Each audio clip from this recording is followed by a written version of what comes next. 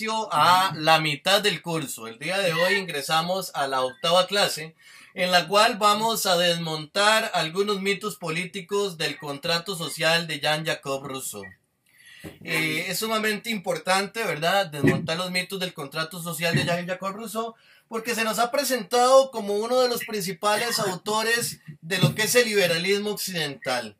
Sin embargo, Jean-Jacques Rousseau se puede leer no solamente como un autor liberal, sino también como un autor que justifica a ciertos tipos de autoritarismo.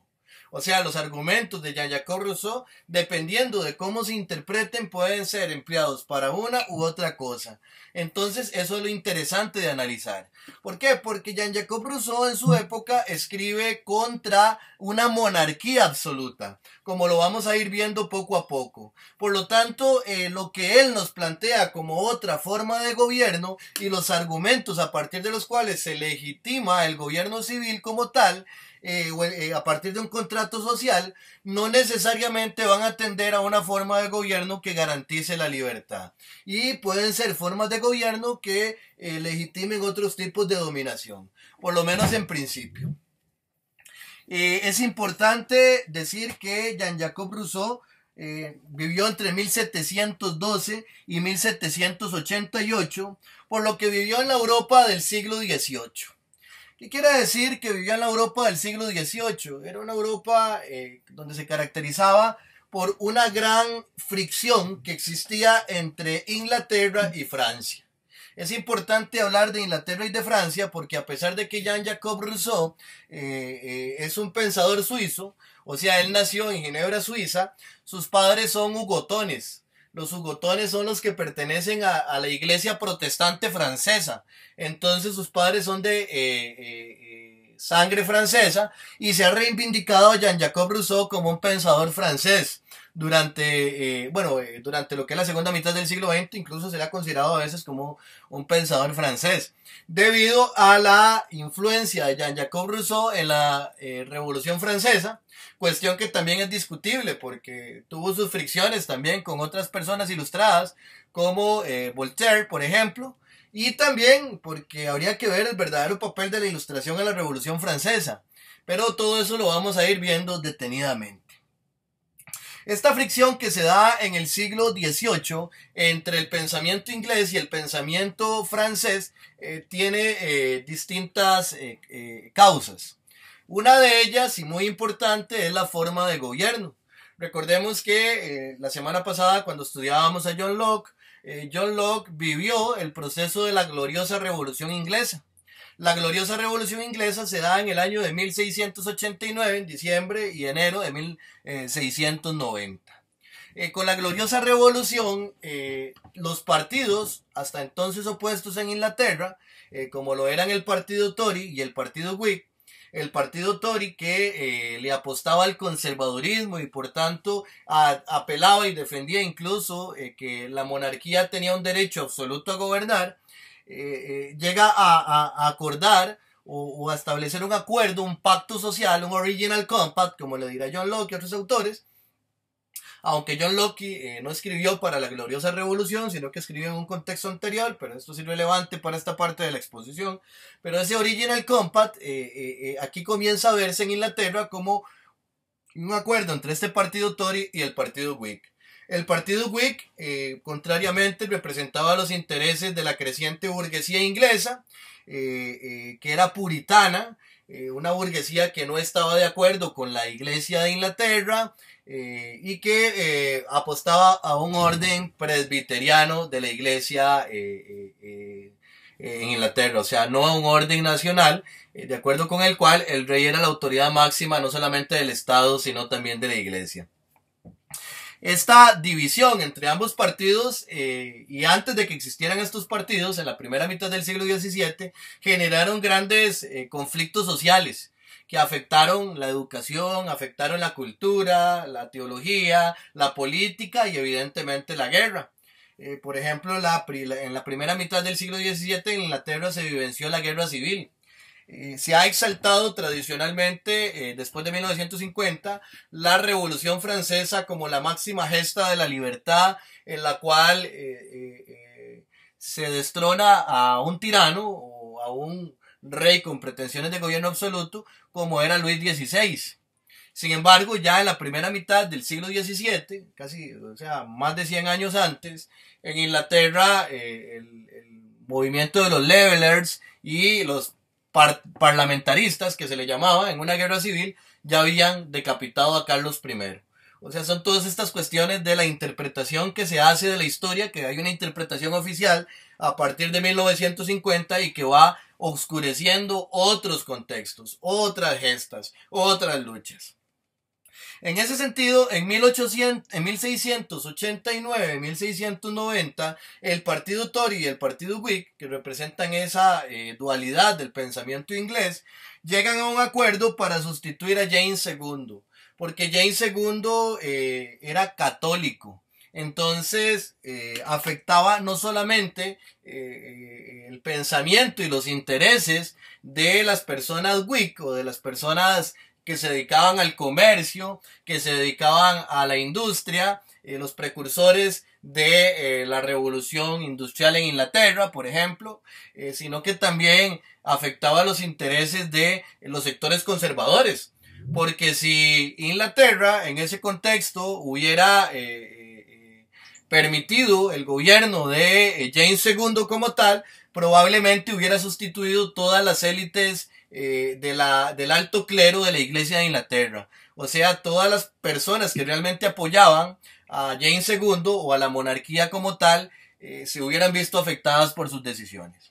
Algo similar por ejemplo, descontextualizando un poco y haciendo un paréntesis, a lo que se está vivenciando en Brasil, ¿verdad?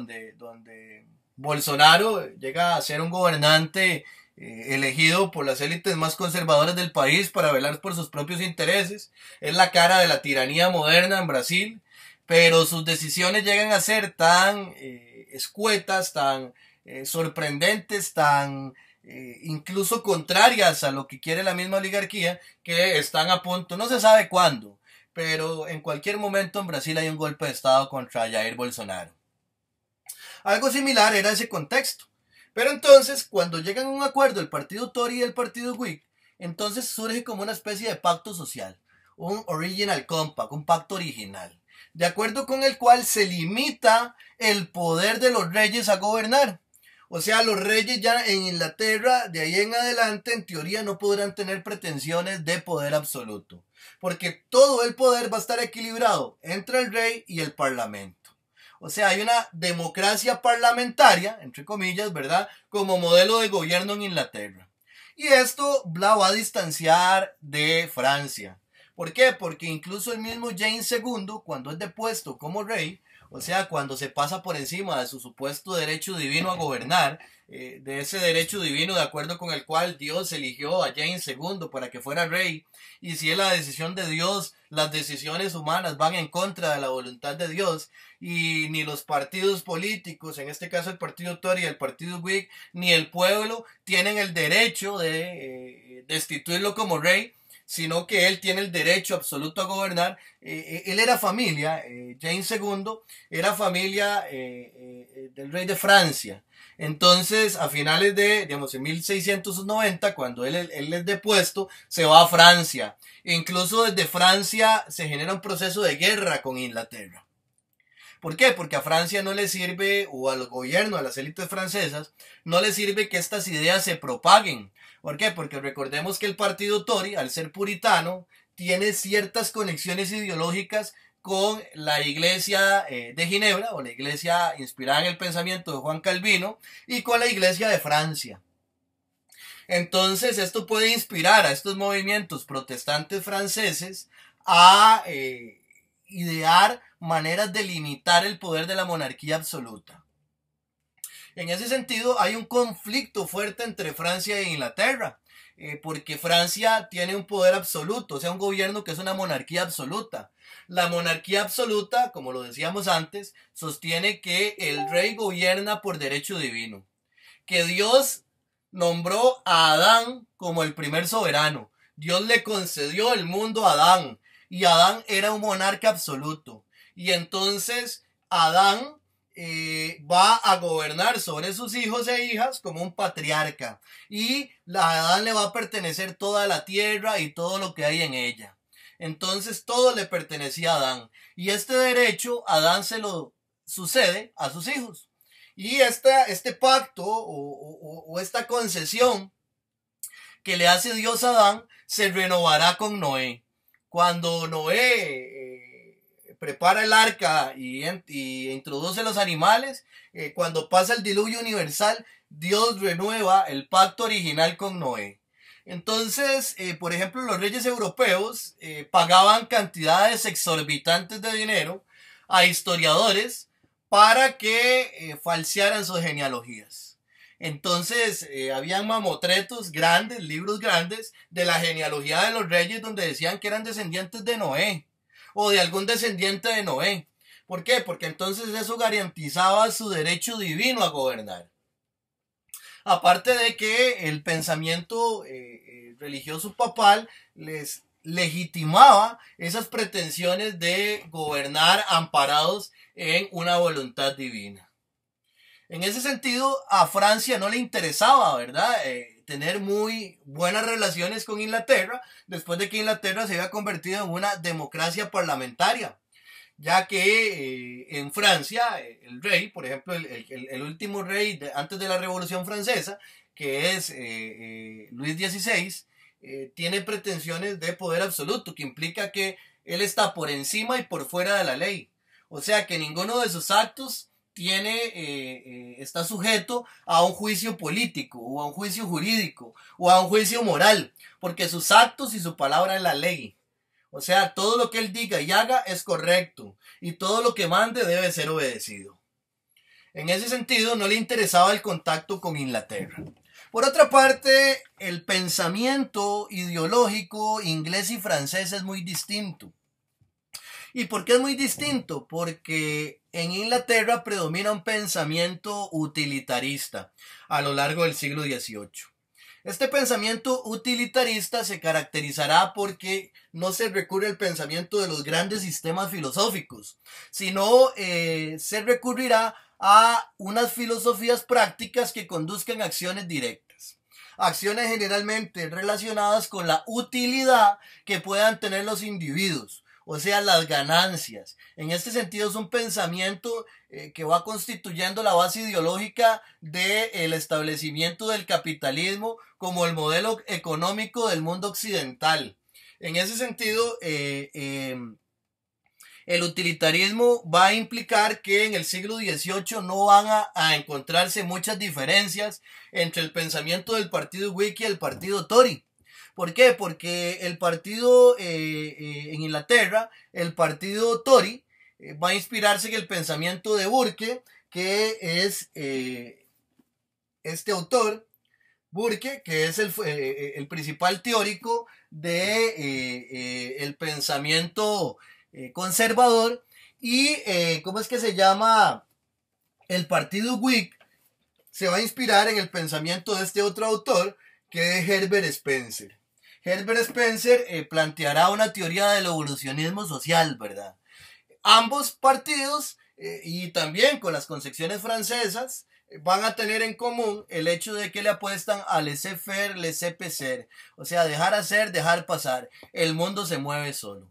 O sea que el Estado no debe intervenir en la economía. O sea, las concepciones francesas que impulsarán la Revolución Francesa también son de esta posición, de que el Estado no debe intervenir en la economía. ¿Y por qué? Porque teóricamente el individuo tiene la libertad y si el Estado interviene en la economía, limita la libertad del individuo. Desde Spencer, si el Estado interviene en la libre acción de los individuos, el Estado es un obstáculo para el libre fluido de la evolución y por eso el Estado no tiene que intervenir. Entonces en Inglaterra en el siglo XVIII no hay una diferenciación política muy grande. Las diferencias políticas se dan principalmente en temas de tolerancia religiosa y acceso a la educación, pero y concepción de educación, ¿verdad? Pero no hay una diferenciación política muy grande. En Inglaterra el pensamiento es utilitarista y conduce a concepciones de acuerdo con las cuales el Estado no tiene que intervenir en la economía. Continuando, en Francia, bueno, esto es en Inglaterra en el siglo XVIII, ¿verdad? En Francia, contrariamente, va a haber un pensamiento especulativo. Un pensamiento especulativo que tiene como principal influencia un pensador del siglo XVII. Un pensador que nos ayuda a comprender la mentalidad colonizadora europea. Este pensador, que tiene su periodo de apogeo alrededor de la década de 1640, se llama René Descartes. ¿Y por qué Descartes es tan importante para el pensamiento francés? ¿Y por qué es importante verlo antes de llegar a Jean-Jacques Rousseau? Porque Jean-Jacques Rousseau no nos habla de un estado natural como si fuera una realidad histórica, a diferencia de John Locke, sino que habla de una cuestión meramente especulativa, una cuestión racionalista, o sea, un ejercicio mental. A diferencia de John Locke, quien sí se preocupa por tratar de exponer como una realidad el estado natural de la humanidad. O sea, con Rousseau comienza a darse un proceso de abstracción de la política que continuará en Kant y en Hegel, como lo vamos a ver en las siguientes clases del curso. Ya directamente en Descartes, Descartes renuncia a la experiencia o aquello que podemos ver, tocar, oler, gustar como criterio para tener conocimiento del mundo. Descartes dice que él tiene que encontrar una verdad clara y distinta, porque esa verdad clara y distinta, o sea, una verdad que no puede ser cuestionada, que es válida en todo tiempo y lugar, que es una idea simple, tiene que derivar todos los demás conocimientos. Si no tenemos una idea clara y distinta, no podemos conocer claramente. O sea, es a partir de las ideas que conocemos el mundo. Entonces, el método de Descartes es la duda metódica. ¿En qué consiste la duda metódica de Descartes? Yo dudo de la academia. ¿Por qué dudo de la academia? Bueno, Descartes duda de la academia porque es un pensador que está fundamentando un pensamiento que es distinto de la escolástica jesuita que predomina en la Fléché, que es la escuela principal de Francia en la que él estudió. Pero él dice que él tiene que dudar de la academia porque la academia se contradice entre sí. Recordemos que la disputatio era una disputa pública entre académicos y estudiantes que iba definiendo lo que se concebía como lo más adecuado al pensamiento científico. En ese sentido, Descartes dice que en la academia no se puede obtener el conocimiento, porque la academia nos engaña. O sea, ¿por qué nos engaña? Porque hay contradicciones. Lo que un académico afirma, otro lo contradice. Entonces, en los discursos académicos no podemos encontrar una verdad clara y distinta. Tampoco podemos encontrar una verdad clara y distinta en el pensamiento en las costumbres. ¿Por qué en las costumbres? Porque lo que aquí es normalmente aceptado, en otro lado es tabú. Y lo que en otro lado es tabú, aquí puede ser normalmente aceptado. En este sentido, podríamos decir también, nos dice Descartes, que podemos dudar también de la experiencia, o sea, de cómo comprendemos el mundo. ¿Por qué podemos dudar de cómo vemos el mundo? O sea, de la concepción empirista del mundo, que es la que predomina en el utilitarismo inglés, o la que predominará, porque Descartes es anterior en cierto sentido, son contemporáneos, pero lo han presentado como anterior. Él dirá que la experiencia puede ser engañosa en tanto de que existe la posibilidad de que haya un geniecillo maligno que me muestre una realidad distinta de la que es. Y que lo que yo vea y crea que la realidad simplemente es una ilusión. Algo similar a la caverna de Platón. También duda Descartes de la existencia de sí mismo. Porque si a veces cuando estamos durmiendo no sabemos que estamos soñando y simplemente es un sueño, puede ser que en este momento no estemos existiendo. Entonces Descartes dudó de la academia, dudó de la costumbre, dudó de la experiencia, dudó de la experiencia, dudó de la existencia de sí mismo y llega al punto máximo del escepticismo, del discurso del método, que es que duda de Dios. Descartes duda de la existencia de Dios. Y cuando Descartes duda de la existencia de Dios, se pregunta, si yo ya dudé de mi existencia, de la existencia del mundo y de la existencia de Dios, ¿De qué es lo único que yo no puedo dudar? De que estoy dudando.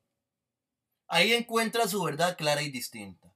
Yo no puedo dudar de que estoy dudando. Y si estoy dudando, estoy pensando. Y si estoy pensando, estoy existiendo.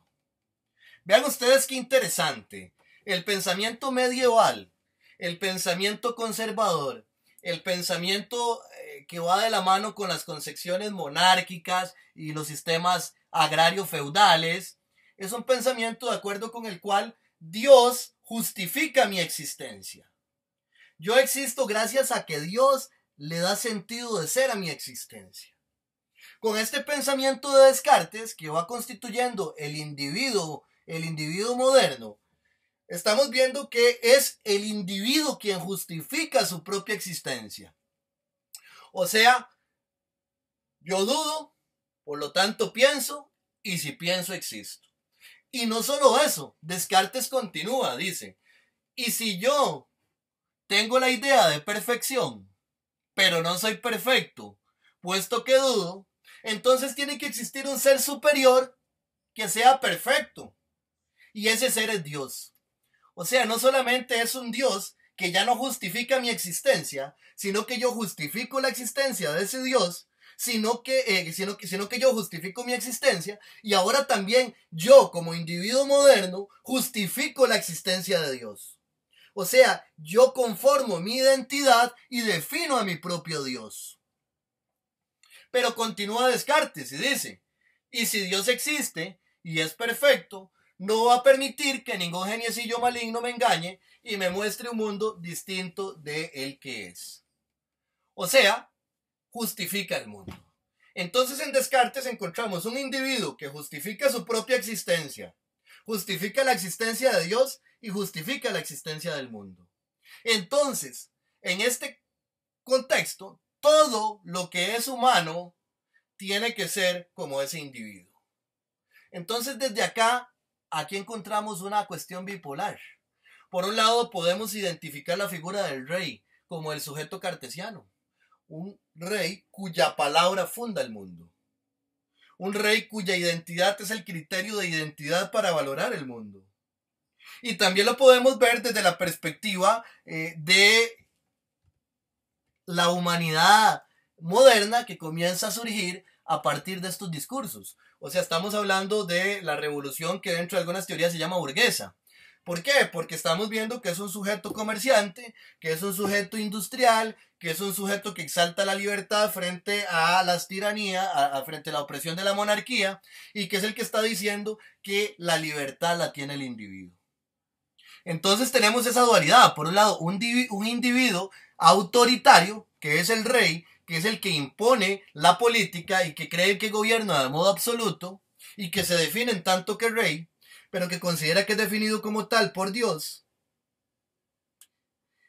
a un individuo que considera que él define a su propio Dios, después de definirse a sí mismo y define el mundo.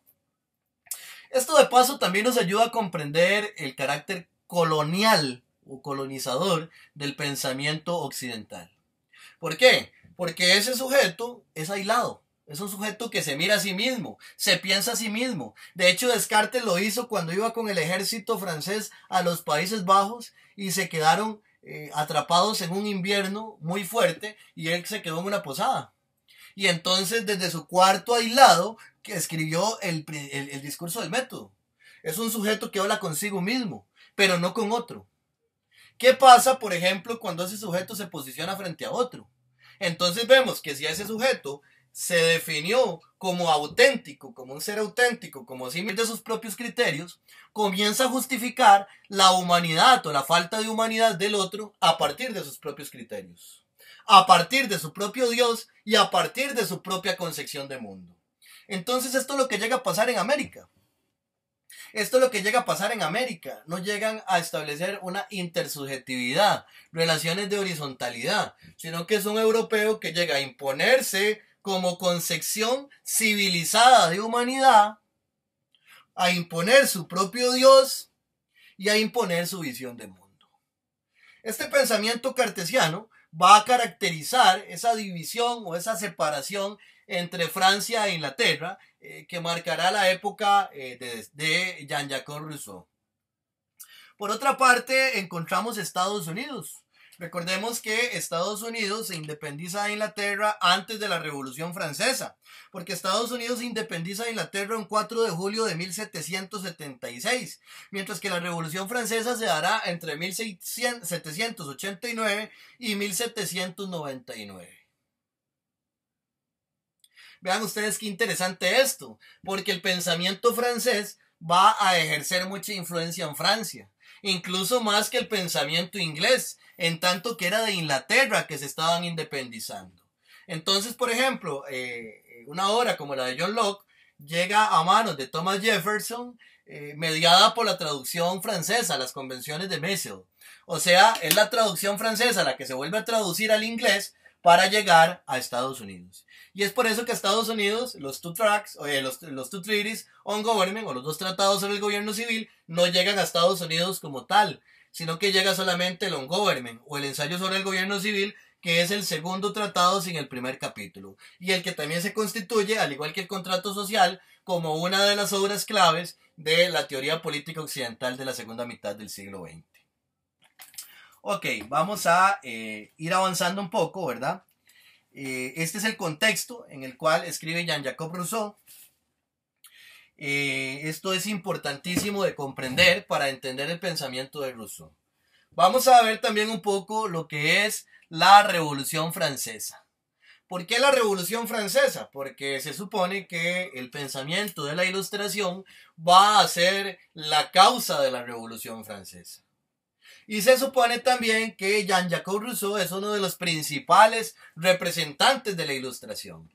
Sin embargo, como decíamos anteriormente, hay grandes críticas a Jean-Jacques Rousseau dentro del mismo pensamiento ilustrado. Empezando por Voltaire, quien critica fuertemente a Rousseau.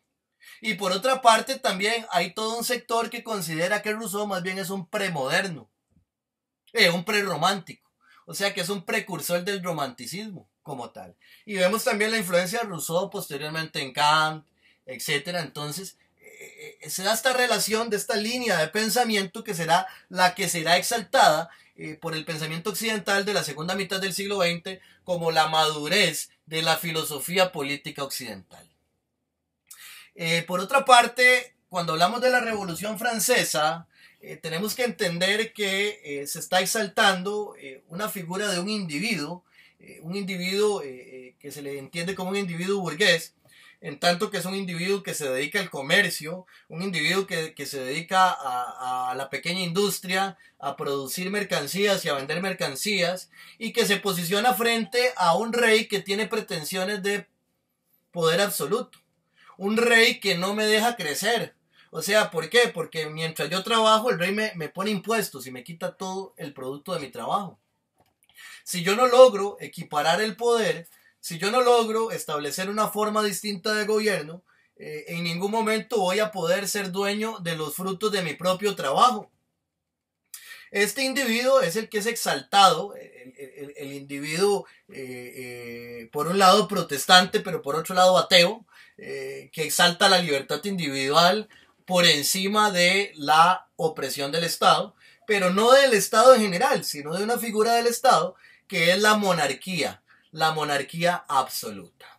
En este sentido se nos dice que es gracias a la Ilustración que se dio la gloriosa revolución. Pero eso es como llegar y decir que en este momento en Costa Rica haya una revolución y que esa revolución se debió a que personas intelectuales como Esteban Paniagua y Brian González y Sebastián Miranda, ¿verdad? Un montón de intelectuales que hay, se motivaron un proceso de revolución, cosa que es totalmente ilógica. ¿Por qué? Porque uno puede aportar algo, o sea, está aportando un granito de arena, está generando un proceso de cambio, un proceso de conciencia, de quiebre, de ruptura, pero esto no va a provocar una revolución. ¿Qué provocó? Condiciones económicas y que representaban los intereses de determinadas élites. Eso es lo que provoca el estallido de una guerra civil que acaba con la cabeza de un rey, que pasa por encima de un ejército. ¿Qué pasa si en este momento a cómo está de profesionalizado la violencia, el Estado costarricense, que incluso que muere en una manifestación contra el plan fiscal y la prensa calla. O sea, veamos todo ese aparato de represión policial que hay en Costa Rica, oculto, ceñido detrás de nuestra carátula de políticamente correcto, dentro de nuestro imaginario de que somos un país de paz. Imagínense en todo ese aparato y coloquemos frente a ese aparato a todos los profesores y profesoras de la UCR, de la UNA, y no todos y todas, sino aquellos y aquellas que tienen una posición un poquito crítica. ¿Qué pasaría si colocamos a estos intelectuales frente a todo este aparato policial para que vayan a tomar casa presidencial?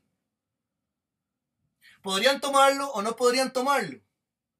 Yo creo que no, ¿verdad? Porque tal vez algunos hagamos un poquito de ejercicio crítico, etcétera, pero somos seres incompletos. La gran mayoría de académicos y académicas somos seres incompletos. O sea, somos pensamiento. No somos acción, no somos cuerpo. O sea, le dan un golpe al primero y ya tenemos 100 comunicados. ¿Me entienden la metáfora? Entonces, ¿ustedes creen que Jean-Jacques Rousseau, o que el pensamiento de Jean-Jacques Rousseau, que esos intelectuales que podían ser mantenidos gracias a la riqueza de los burgueses, eran los que iban a ir a poner el cuerpo para tomar la Bastilla, para cortar la cabeza del rey, que iban a tomar el palacio? No, ¿verdad? La guillotina como tal no la ejecutaron los intelectuales, la ejecutaron los descamisados de Francia. O sea, la gente que realmente era excluida en Francia, que tenía terrenos comunales y que esos terrenos comunales comienzan a ser expropiados por el gobierno monárquico. Entonces esos terrenos comunales más adelante también serán un obstáculo para un gobierno burgués. Vean ustedes lo interesante. Pero ¿quiénes generan ese proceso revolucionario? Si no son las personas descamisadas de la Comuna de París. ¿Ustedes creen que en este momento, si agarramos, por ejemplo, hay una manifestación social? Imaginemos, todo esto es una cuestión imaginativa. Y colocamos al frente de todo el aparato represor policial a la gente de Romoser. Digamos que la gente de Romoser no tiene la influencia política que tiene, entonces no tiene los derechos privilegiados que tienen, y que es gente normal que está acostumbrada a vivir con determinada calidad de vida y que se tira a las calles a protestar.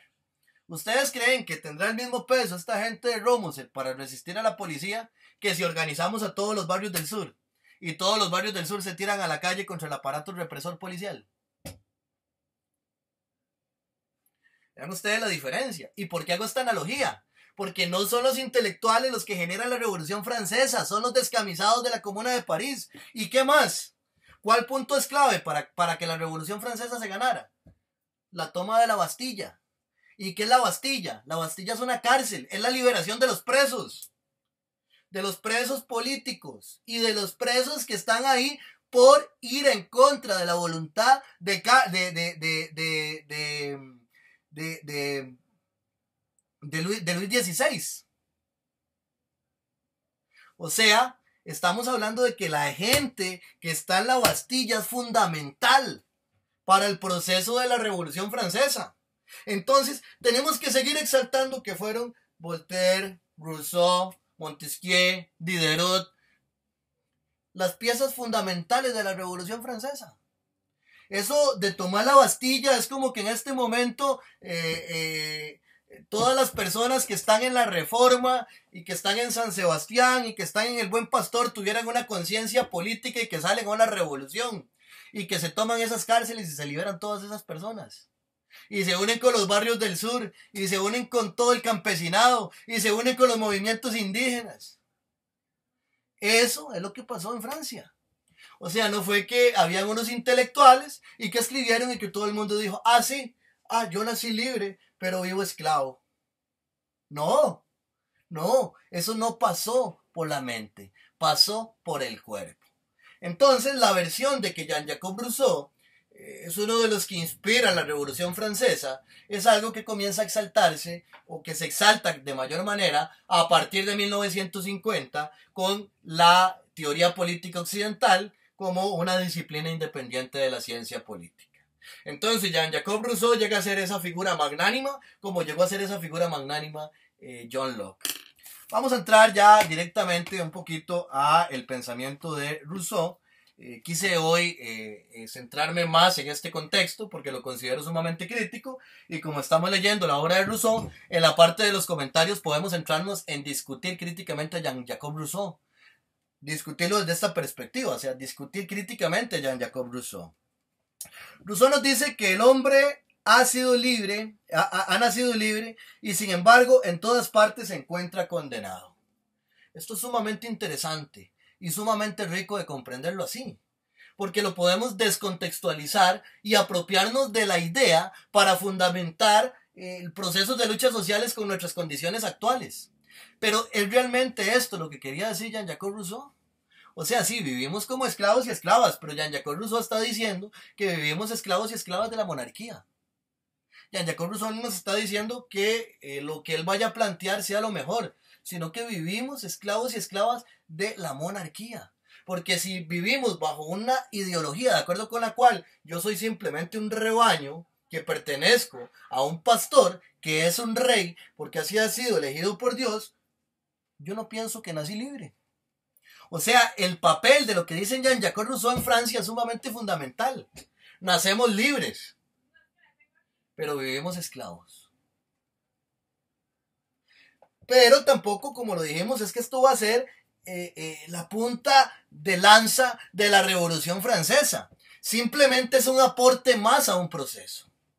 O sea, después de la Revolución Francesa, cuando se da el periodo de la constitución del gobierno hasta llegar a Napoleón Bonaparte, con todo el proceso del terror, ¿verdad? Con Robespierre y todas estas cuestiones, es el ascenso de una burguesía que va a exaltar a sus propios ideólogos como la causa de la Revolución Francesa. Sus ideólogos hicieron un aporte, pero no es la causa real de la Revolución Francesa. Esta frase, esta idea de Rousseau es sumamente fundamental. Hoy en día y progresivamente con el COVID-19 que llegó a acelerar algunos procesos de la Tercera Guerra Mundial, estamos llegando a condiciones cada vez mayores de esclavitud. De las esclavitudes ya ni siquiera modernas, de esclavitudes barbáricas e históricas. En muchas partes del mundo está pasando esto. Ayer que teníamos una reunión de derechos humanos, por ejemplo, en Guatemala, en Panamá, en distintos países, se vienen dando ejemplos donde zonas rurales alejadas se les corta el suministro de alimentos, o sea, del transporte de alimentos. Se prohíbe el transporte de alimentos que van a esas comunidades. Ah, pero los carros de Chiquita, de Banano Chiquita y de las transnacionales pueden seguir. Entonces, los vecinos y las vecinas se organizan, porque son lugares donde la organización comunal es bastante estructurada, bastante cimentada, se organizan y hacen bloqueos. O es para todos o hay patadas. Entonces, ni los carros de Chiquita, ni los carros de las grandes transnacionales pueden pasar. Si no nos dejan que nos pasen alimentos. ¿Y qué pasa con el gobierno? Por ejemplo, en Guatemala. Ayer, para 3 municipios de Silola, decreta toque de queda por 30 días. O sea, ¿qué medidas estamos llegando? Vean ustedes, por ejemplo, cómo está explotando la marmita social, la tapa de la marmita social, como si estuviera algo cerrado donde no hay aire, que vean lo que está pasando en este momento en Estados Unidos. O sea, no es una cuestión que ha sido inspirada por personas de la academia. Si bien hay grandes aportes en Estados Unidos como Naomi Klein, Noam Chomsky, lo que está pasando en este momento es una explosión social de situaciones que ya son insoportables. La pobreza extrema que se vive en el seno de Estados Unidos es increíble. También están quemando edificios públicos en Toronto por el asesinato de otra joven afroamericana. O sea, estamos viendo que estamos en un mundo donde las respuestas se están agotando y que entonces aquí es donde, como dice Jean-Jacques Rousseau, es bueno para un pueblo recuperar la libertad. Pero no es lo que quería decir Jean-Jacques Rousseau. Estamos descontextualizando a Jean-Jacques Rousseau. Rousseau también nos dice que tal cual como se cree el amo de los demás, el hombre ya directamente en una organización social, no deja de ser tan esclavo como ellos. O sea, hay una gran crítica a un sistema de dominación como tal, donde el que cree que domina a los demás y a las demás en condición de esclavitud, sigue siendo parte del esquema de esclavitud. Como les decía, este tipo de frases que quise ir extrayendo de la lectura, nos ayudan a comprender que estas frases podemos apropiarlas para fundamentar luchas en el contexto actual que vivimos, pero que en su contexto significan otra cosa. Vean qué interesante acá, por ejemplo, nos dice Rousseau nos dirá que existe un estado natural de la humanidad. El estado natural de Jean-Jacques Rousseau es muy distinto del estado natural de John Locke.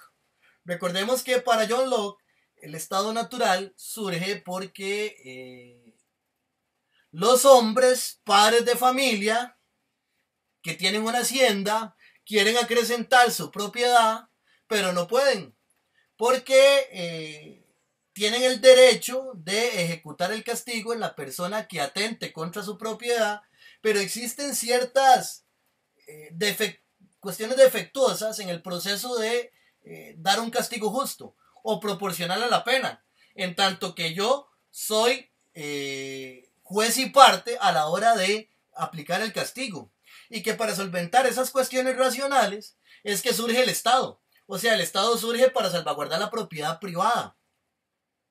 En Jean-Jacques Rousseau no existe la propiedad privada en el estado natural. Lo que existe es la posesión. Yo hago uso de algo. O sea, yo estoy haciendo una posesión de esta computadora. Pero si estuviera en el estado natural de Jean-Jacques Rousseau, yo no sería el dueño de esta computadora. O sea, la estoy usando en este momento. Tengo una apropiación, pero no hay una propiedad de las cosas. Por otra parte, el primer derecho natural, tanto para John Locke como para Jean-Jacques Rousseau, es el derecho de la autoconservación. O sea, la primera ley natural es que yo tengo que autoconservarme. Pero, nos dice Jean-Jacques Rousseau, que somos tan débiles como humanos y humanas en el estado natural, que para conservarnos como individuos y como especie, tenemos que asociarnos. Y para asociarnos, o sea, tenemos que asociarnos para poder sobrevivir. Pero que en el proceso de asociación, donde vamos a asumir un compromiso político, donde vamos a establecer una serie de convenciones, yo tengo que enajenar o alienar mi libertad natural para obtener una libertad civil. Vean ustedes lo interesante de este paso. Yo tengo que enajenar mi libertad natural para obtener una libertad civil. Esto puede ser interpretado desde muchas perspectivas. La primera es en el contexto de Jean-Jacques Rousseau. Lo que está diciendo es, no, papito, rey, yo no soy una oveja de un rebaño. Yo nací libre. Y es porque tengo necesidad de asociarme con otros para poder existir que nos asociamos. O sea, la sociedad no existe porque usted es rey y Dios lo eligió para que nos gobernara, sino que nos asociamos para poder existir. Y entonces, estas convenciones que serán originadas por el contrato social, un contrato que será celebrado por personas libres e iguales, porque la libertad y la igualdad son derechos naturales, implicará tanto un deber de obediencia de la parte gobernada como de la parte gobernante. O sea, cuando yo cedo mi derecho natural, yo someto mi libertad a la libertad de la mayoría. O sea, mi decisión estará subyugada a la decisión de la mayoría. Lo que la mayoría elija va a ser lo que es adecuado para el contrato social. Ah, entonces, rey, no es que usted tiene un derecho absoluto a gobernar. No es que lo que usted diga y haga es la ley. No es que usted está por encima y por fuera de la ley. Usted está ahí, si está ahí, o por el ejercicio de la fuerza, que no es una causa legítima de derecho, de derecho jurídico o porque lo hemos elegido como tal en un ejercicio de igualdad entre personas comunes como si fuera una mayoría. O sea, nosotros elegimos que usted fuera rey. Ahora bien, usted tampoco tiene, rey, el derecho de gobernarnos de modo absoluto porque fue elegido para algo. Y usted está limitado por la ley y puede estipular leyes que vayan de acuerdo con la protección de la fuerza común que ha sido creada a partir del contrato social para garantizar nuestra supervivencia. Si usted, rey, no vela por o no actúa de acuerdo a las leyes que lo han instituido a usted como una autoridad, entonces usted está actuando en contra del pacto social, del contrato social. En ese sentido, si usted estipula leyes que van en contra de la fuerza común y de garantizar la propiedad de cada individuo, porque para Rousseau la propiedad es un resultado del contrato social, no algo que viene a asegurar el contrato social como en John Locke, si usted no vela por eso, entonces usted no está actuando para lo que fue creado el contrato social. Y entonces tenemos la posibilidad de diluir o disolver el contrato social, volver al estado de naturaleza, eliminarlo a usted como autoridad y establecer otra autoridad común mediante otro contrato social. Vean ustedes lo que está diciendo Jean-Jacques Rousseau. Lo está diciendo en el sentido de que es un rey con pretensiones de poder absoluto como Luis XVI, Luis XIV, Luis XV, Luis XVI. Vean ustedes a quién le está hablando Jean-Jacques Rousseau. Ok, si extraemos de contexto a Jean-Jacques Rousseau, en la segunda mitad del siglo XX es muy funcional contraponer a Jean-Jacques Rousseau a John Locke, porque ambos afirman el derecho a la propiedad. Y el Estado o el surgimiento del Estado, ya sea en el pacto original, el Original Compact de John Locke, o en el contrato social de Jean-Jacques Rousseau, van a garantizar el derecho a la propiedad privada. Entonces no importa que la academia haya un debate. Si la propiedad es un derecho natural y el Estado viene a asegurar la propiedad, como lo afirma John Locke. O si en el estado natural lo que teníamos era una posesión y es hasta el gobierno civil o después del contrato social que en esta figura de estado republicano que va a surgir la propiedad. Pero la propiedad en una u otra perspectiva van a ser inherentes a la noción del estado republicano, o sea, de la forma de gobierno civil. Por otra parte, la noción de contrato social es sumamente funcional para imponer nociones de ciudadanía. ¿Por qué nociones de ciudadanía? Porque, ¿qué pasa con un territorio como Costa Rica? Veamos un pueblo como el pueblo Nové Bublé. ¿Qué pasa con el pueblo Nové Bublé? Es una etnia que no es ni panameña ni costarricense, porque son nómadas y transitan entre Costa Rica y Panamá. Y usted le pregunta, no ve, ¿usted es costarricense o es panameño? Y dice, no, yo no ve, no es ni costarricense ni panameño. Es el Estado el que les presiona para que adquieran una nacionalidad. Pero su cosmovisión de mundo es que Panamá y Costa Rica no existen. O sea, ese es el territorio nové. Y ellos pueden andar de una frontera a la otra porque son novés. Y eso le pertenece ancestralmente a los nové. Entonces, a partir de una noción de contrato social, se incentiva una noción de ciudadanía costarricense, que se va a superponer a todas las identidades locales que hayan a lo largo del país. Entonces, por ejemplo, en países como Costa Rica, la cívica es fundamental, porque trata de incluir y de determinar un imaginario de lo que somos. El punto guanacasteco, la guaria morada, el árbol de Guanacaste. Pero vean qué interesante. No está el calipso, por ejemplo, el limón. La flor de Itao. Muchas otras cosas que son muy características de la tradición costarricense, si es que podemos hablar de una tradición, que no están dentro de la concepción de nacionalidad. Pero si consideramos que el ordenamiento político surge a partir de un contrato social, entonces estamos diciendo que yo adquiero una obligación política. O sea, la noción de obligación política que se exalta en la segunda mitad del siglo XX es la obligación política de la parte gobernada, del súbdito, en el planteamiento de Jean-Jacques Rousseau. O sea, y si yo adquiero una obligación política, cuando surge el Estado tengo derechos civiles y tengo deberes civiles. Ya no tengo mi derecho natural, que lo sacrifiqué para poder conservarme. Ahora tengo los derechos civiles, que son aquellos que me son dados por las figuras del Estado, y deberes civiles. Y dentro de esos derechos tengo el derecho a la propiedad privada. Y dentro de esos deberes tengo que velar porque se respete la propiedad privada. Si no se respeta la propiedad privada, entonces nuestro gobernante o nuestros gobernantes no están actuando de acuerdo con el objetivo por el cual se fundó el Estado costarricense.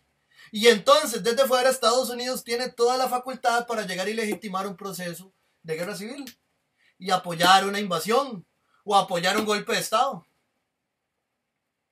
Chile, por ejemplo.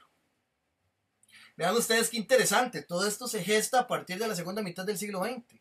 Una reinterpretación de Jean-Jacques Rousseau. ¿Y qué más hay en el pensamiento de Jean-Jacques Rousseau? O sea, ¿por qué se nos olvida que hay toda una teoría de la revolución?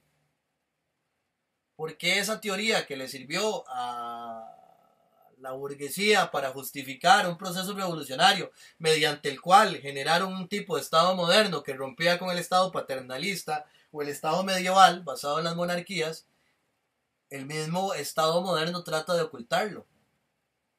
Y más allá del Estado moderno, el Estado neoliberal, en esta faceta de imperialismo, como lo diría Brian González, más bien de un imperio en potencia, ¿por qué trata de ocultárselos? Porque trata de exaltarse el hecho de que mediante un proceso de votación y de elección yo renuevo el pacto, renuevo el contrato social y reasumo nuevamente mis deberes de obligación. ¿Y por qué no se denuncia y más bien se naturaliza el hecho de que la familia es la única sociedad que existe por naturaleza?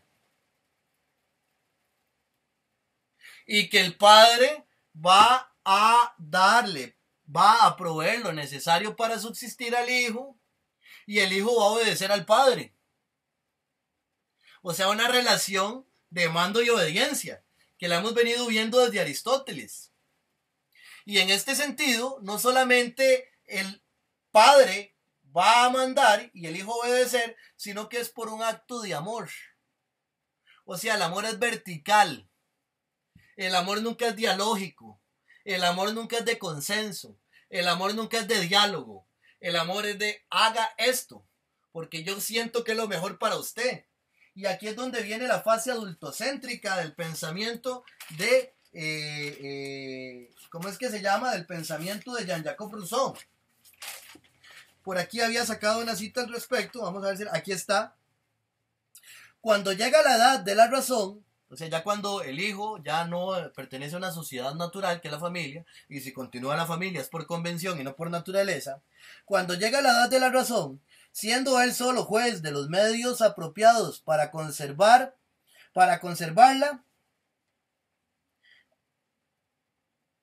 adviene por ello en ser un señor. O sea, el hijo varón, que es un hijo, tiene que aprender a obedecer para el día de mañana llegar a ser un señor que mande como su papá. O sea, una cuestión cíclica donde papá es el jefe de familia por amor. Toda la noción que imperó, por ejemplo, en Costa Rica en la segunda mitad del siglo XX a partir del conservadurismo. Papá es el jefe del hogar, la cabeza de hogar, el proveedor, el que sale a la calle, el que trae la plata. Papá, hay que obedecerle a papá. Incluso si yo voy a pedirle permiso a mamá, muchas veces mamá me dice, pregúntele a papá. Y a papá hay que obedecerle porque si no hay faja, porque si no hay castigo. Ese es el esquema tradicional. Y Jean-Jacques Rousseau va a naturalizar este modelo de familia. Como se venía naturalizando desde Aristóteles, pero acá lo estamos viendo ya desde una perspectiva más moderna. En Aristóteles es una perspectiva antigua, del siglo V antes de la era actual. Acá lo estamos viendo desde una perspectiva moderna, desde una perspectiva del siglo XVIII, desde una perspectiva burguesa. O sea, vemos que se supone que estos pensamientos conservadores hasta cierto punto de Jean-Jacques Rousseau son los que motivan la Revolución Francesa. No es así. Y no solamente esto, sino que nos dirá Jean-Jacques Rousseau, por ejemplo, que de esta noción de familia, o esta noción de familia, que es la única sociedad natural, va a surgir el modelo de las sociedades políticas. De ahí que, por ejemplo, cuando autores como Engels escriben El origen de la familia, la sociedad privada y el Estado, hay que entender que su planteamiento es dialogando con Jean-Jacques Rousseau. Porque Rousseau naturaliza el orden de la familia y nos dice que ese orden es el modelo para las sociedades políticas, en las cuales el jefe va a ser una imagen del padre y el pueblo una imagen del hijo. Por lo tanto, el jefe nació para mandar, o sea, no nació para mandar, fue establecido mediante una convención y un acuerdo de la mayoría como autoridad para mandar. Y nosotros y nosotras como pueblo, que dejamos de ser multitud, al hacernos, al entrar dentro de una forma de gobierno, mediante un contrato social, al entrar en esa forma de gobierno, somos la imagen del hijo. O sea, adquirimos el deber de obediencia. Debemos obedecer. Entonces, esta interpretación de Jean-Jacques Rousseau afirma un estado totalitario.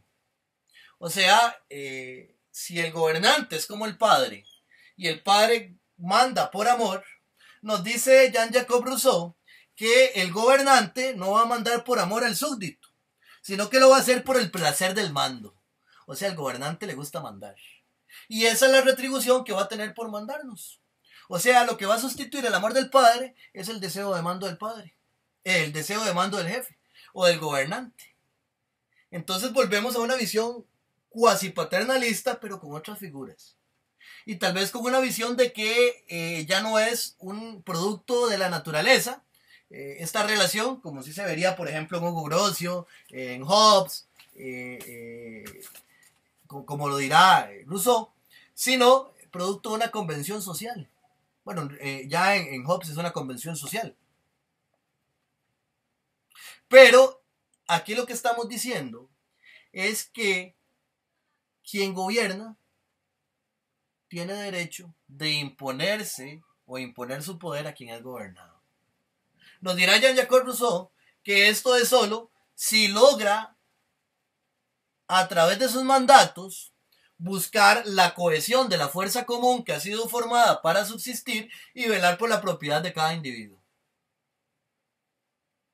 Que si esto no se da, existe la posibilidad de que el pueblo, que es donde está depositado el poder soberano y que es mediante un voto que lo da a un gobernante, puede asumir su poder soberano, romper el contrato social, volver al estado de naturaleza y fundamentar un nuevo pacto social, un nuevo contrato social. Esta parte no le interesa tanto a la segunda mitad del siglo XX, a menos de que Estados Unidos quiera sustituir un gobierno. Entonces lo justifica como un gobierno que no está velando por la libertad, que no está velando por la propiedad del individuo y que por tanto existe la posibilidad de sustituirlo, de que internamente sea sustituido. Pero lo que les interesa también es que aquellos países que son vasallos de la potencia imperial estadounidense, como lo diría Brian González, esta potencia imperial, los países que son vasallos, se legitimen a partir de un sistema de votación. Porque el sistema de votación lo que hace es decirle a las personas cada 4 años o cada lapso de tiempo que están renovando su obligación política. Y están legitimando un sistema. Y están legitimando un orden específico de las cosas. Bueno, me he extendido bastante, ya llevo como 1 hora, ¿verdad? Entonces, vamos a abrir la plenaria. Tratemos de centrarnos en discutir a Jean-Jacques Rousseau, de discutir lo que plantea Jean-Jacques Rousseau y lo relacionando con nuestra actualidad, con nuestros problemas actuales, pero desde Jean-Jacques Rousseau.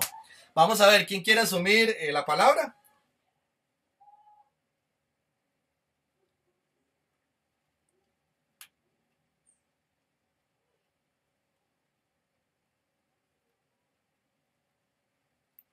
Recuerden activar el micrófono, ¿verdad? Para asumir la palabra.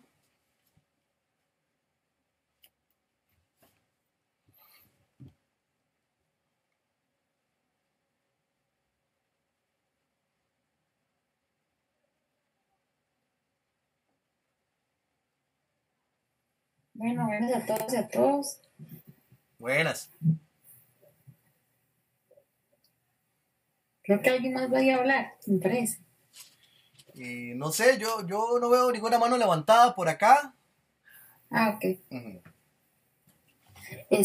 Bueno, a mí sinceramente me ha parecido bastante interesante este análisis histórico, ¿verdad? Que hemos abordado la semana anterior y esta, sobre todo porque como estamos en este contexto histórico, ya nos cuesta quizás un poco, o al menos personalmente, uno no analiza cómo el poder, ¿verdad? Se ha ido pasando de manos, pero las manos que han ostentado este poder siempre son las más privilegiadas, ¿verdad? Y se nos vende la idea se nos vende la idea de la democracia como si todas las personas que votamos tenemos la misma posibilidad de accesar a este poder de mando, ¿verdad? Y acá vemos que definitivamente no es de esa forma, ¿verdad? Difícilmente vamos a poder ser presidentes o presidentes de la República y muchísimo menos diputados y diputadas porque no estamos en los partidos políticos que son históricamente válidos, ¿verdad? Entonces, creo que acá lo fundamental, bueno, el aporte que yo puedo entender es que la idea de democracia es una idea completamente falsa y definitivamente no se plantea, ¿verdad? De esa forma. También muy interesante la parte de cómo educación cívica, ¿verdad? Desde niños y niñas nos venden esta idea, ¿verdad? De también separación desde Centroamérica. Nos creemos muchísimo mejor que todos los países centroamericanos. Entonces, esto también nos hace más insensibles a lo que pasa alrededor del mundo, que actualmente quizás uno tiene un poquito más de tiempo y todo, a nivel mundial pasan muchas cosas, ¿verdad? Hay muchos contextos que son completamente diferentes, pero al final nos van a afectar, porque somos un país muy pequeño, ¿verdad? Que no podemos separarnos de lo que pasa a nivel mundial. Y las élites políticas posiblemente estén también enteradas de lo que pueda suceder, sobre todo lo que tenemos, que en este momento tenemos mucho recurso natural, como el agua, ¿verdad? Como partes que quieren explotar de oro. Esto definitivamente da un poco de temor, ¿verdad? Porque estamos acostumbrados mucho a la parte de esta supuesta paz y no hemos vivido estos movimientos sociales tan disruptivos como otros países, que las personas se tiran a las calles. Creo que los ticos y las ticas comunes y silvestres no estamos acostumbrados a esto y más bien nos alejamos de toda contienda y cedemos el poder a ciegas, ¿verdad? A los que tomen las decisiones, porque no damos el cuerpo, solamente quizás medio reflexionamos, pensamos, pero no pasamos de ahí. Entonces, este, sí, esta coyuntura social y lo que se pueda venir más adelante, creo que, que habrá que ver qué tan preparados y preparadas estamos, ¿verdad? Sobre todo también por el tema de que Costa Rica no tiene un ejército formal, ¿verdad? Pero esto más bien pueda legitimar otras intervenciones desde afuera, ¿verdad? Creo que ahorita hay como mucha presión con el tema de los transportistas, mucha presión con el tema de Nicaragua, ¿verdad? Que los casos en Nicaragua están más complejos. Entonces, da un cierto temor que quizás acá se quieran empezar a hacer tomas de poder arbitrarias, más arbitrarias y violentas, ¿verdad? Y legitimadas por ciertos poderes políticos internacionales, no solamente nacionales. Entonces sí, la verdad que estamos en un contexto bastante complejo que no deja mucho que pensar y quizás no sabemos qué podrá suceder, pero bueno, creo que por lo menos esos espacios de estarse uno eh, viendo noticias diferentes y no lo que vemos en telenoticias, ¿verdad? Que no dice nada, no dice nada nuevo ni nada quizás verdadero de la realidad que estamos viviendo. Excelente, Gabriela, unas apreciaciones muy críticas y muy pertinentes, ¿verdad? Estamos viviendo un contexto mundial sumamente complejo, ¿verdad? Está presentando circunstancias históricas que no tienen precedentes en el mundo moderno, en el mundo occidental como tal. Estamos viendo, por ejemplo, ayer, yo lo venía diciendo en los artículos de la sección de internacionales del diario de la cátedra, el diario más allá de la cortina, que les invito a que estén viendo las noticias, las estamos posteando constantemente en la página de la cátedra. Vamos a hacer una página del periódico, también ya no un grupo, sino una página del periódico donde vamos a postear solo las noticias del periódico. ¿Cómo es que se llama? Es un contexto increíble. Ayer la toma de la sede de Atlanta de la CNN, lo veníamos diciendo, o sea, con el proceso de decadencia de Estados Unidos como primera potencia mundial, la derrota que está sufriendo Estados Unidos en esta tercera guerra mundial está implicando que hasta sus mecanismos de mayor legitimidad van a caer. Y estamos hablando de que son los medios de comunicación masiva. O sea, estamos hablando de la sede de Atlanta de la CNN, de un emporio de la comunicación, de uno de los grandes emporios de las 5 transnacionales que manejan la mediación de las noticias en el ámbito occidental. O sea, de los que crean discursos ideológicos. Y cae en manos de gente que está disconforme. Y hoy estamos viendo cuestiones sin precedentes. Al movimiento anarquista Antifa lo están declarando terrorista en Estados Unidos. Pero ¿qué pasa cuando el movimiento Antifa lo declaran terrorista? Están justificando la intervención del Estado hacia el interior de Estados Unidos. O sea, están justificando un estado de sección para controlar las manifestaciones que se están dando en el interior de Estados Unidos. Pero la inestabilidad es tan grande que Estados Unidos en este momento es impredecible. Es una bomba de tiempo. Recordemos que desde inicios del siglo XXI está con mucha fuerza el proyecto de California Libre. O sea, California podría llegar a ser, de hecho, a inicios del siglo XXI, era por sí misma la 7ª economía a nivel mundial. Y California tiene un proyecto de independizarse de Estados Unidos. De hecho, hay teorías que hablan de que se avecina una guerra en Estados Unidos, una guerra civil, que va a concluir con la fragmentación de Estados Unidos en varios estados. Y que incluso California como tal va a anexarse o ciertas partes de México y otras cuestiones. O sea, estamos viviendo un proceso donde está en crisis todo. Desde las relaciones sociales, las relaciones humanas y los discursos. O sea, este discurso de la democracia, tal y como lo estamos planteando hoy en día, para mucha gente no sería concebible visualizarlo desde una perspectiva crítica como lo estamos haciendo, sin pensar que estamos en un radicalismo, ¿verdad? Sin, ¿cómo es que se llama? No estuviera ocurriendo lo que está ocurriendo. Voy a darle la palabra a Génesis, que levantó la mano, y luego continuamos haciendo la socialización. Adelante, Génesis. Buenas tardes. Mi aporte va más que todo, digamos, según lo que comprendí, la discusión que se llevó a cabo a partir del contrato social, yo debo hacer lo que se establece en la mayoría.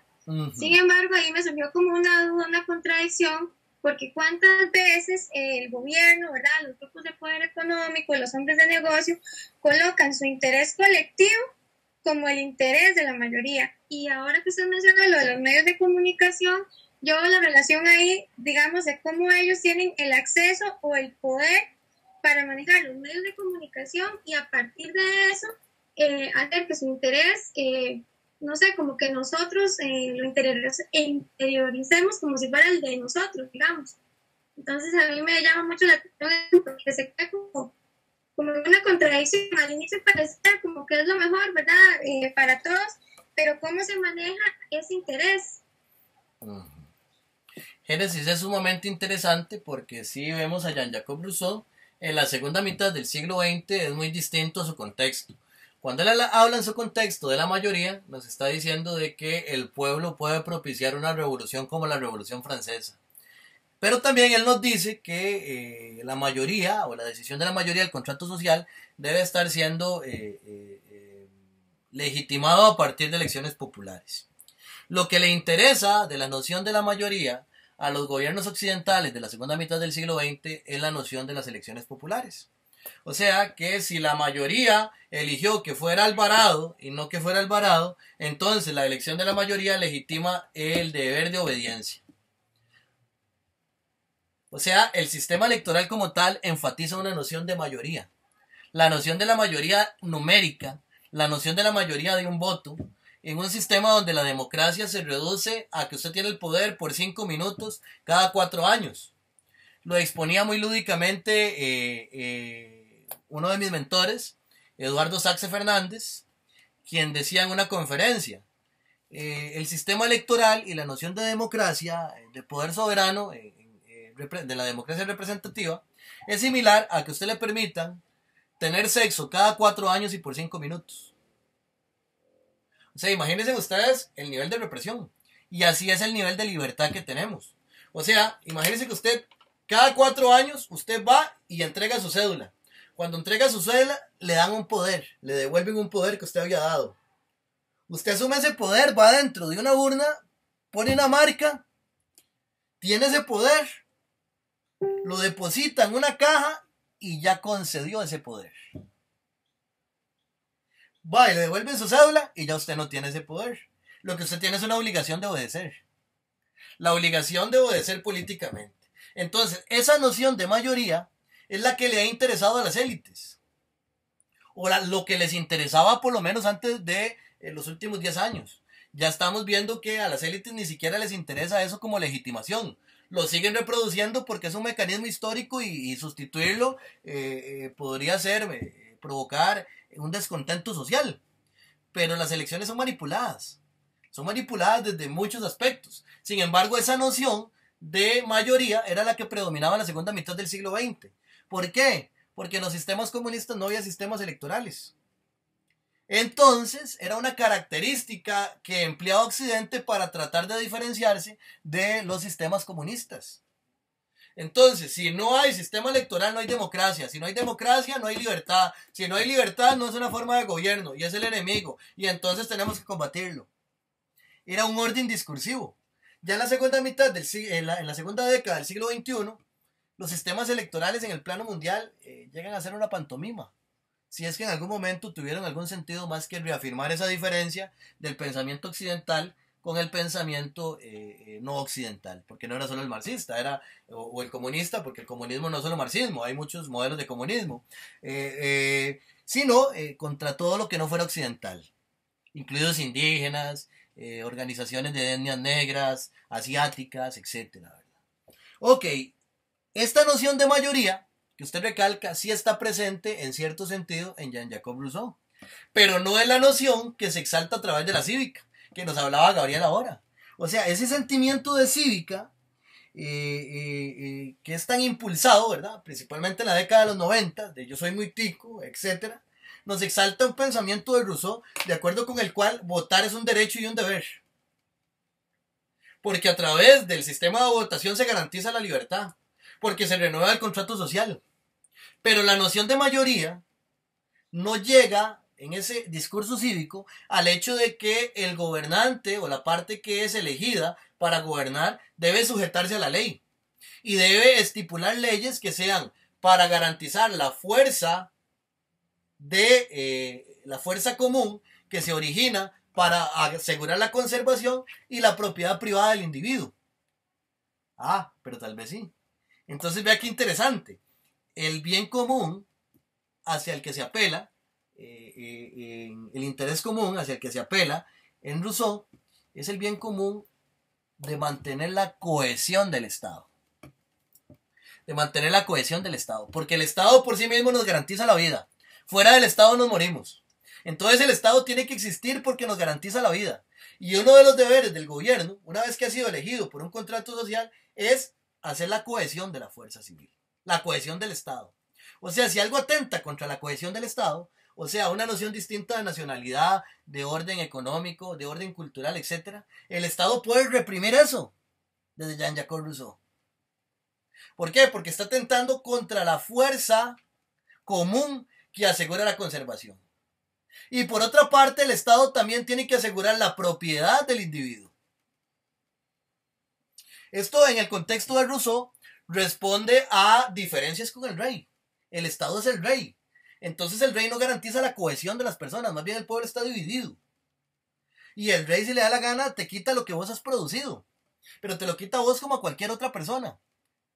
Mientras que en la segunda mitad del siglo XX estamos hablando de que tampoco al sistema le interesa si a vos te roban.